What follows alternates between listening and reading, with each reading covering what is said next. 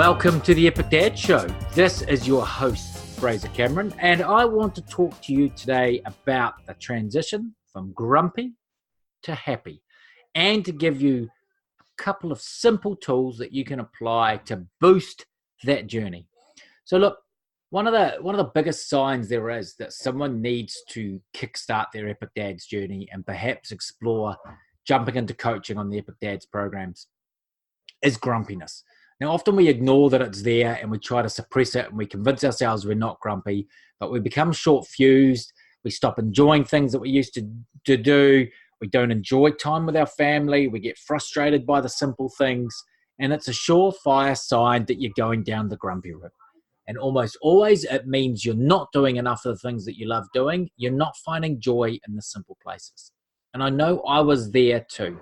Those of you that have listened to the many podcast episodes I've put out, the joys of a short podcast, as there's one every day, will know that my story was boosted when my son observed how grumpy I was. And I didn't really realize it at the time, but on reflection, when I stopped and looked back that night that he first said it to me, I realized just how bad it had got, right?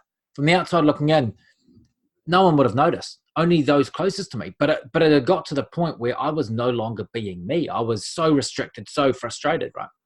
So taking that leap and then creating happiness was absolutely fundamental. And there's a fantastic quote out there from Shawn Achor, the author of The Happiness Advantage, a Harvard professor. And it goes like this: when we are happy, when our mindset and mood are positive, we are smarter, more motivated, and thus more successful.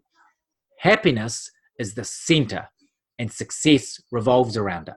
Now, I'd like that to take that a little bit further and say it's actually fulfillment is the center, and everything else. Happiness and fulfillment are the center, and everything else revolves around that, right? And it's absolutely true. So, for so long, we've been told that we need to pursue success, and when we get success, we'll be happy. But it's just not the case. We need to create happiness, and success will follow. So what can you do to prompt happiness? It's a great question. And I experimented with this for several years. I tried all different sorts of things, read so many books, and ultimately I concluded that it was so incredibly simple. Do stuff that makes you happy. Choose simple things that create happiness for you. For me, it's a high quality espresso on the back deck.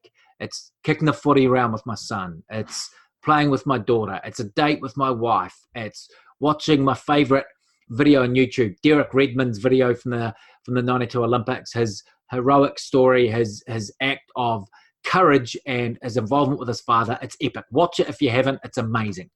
But that to me creates happiness.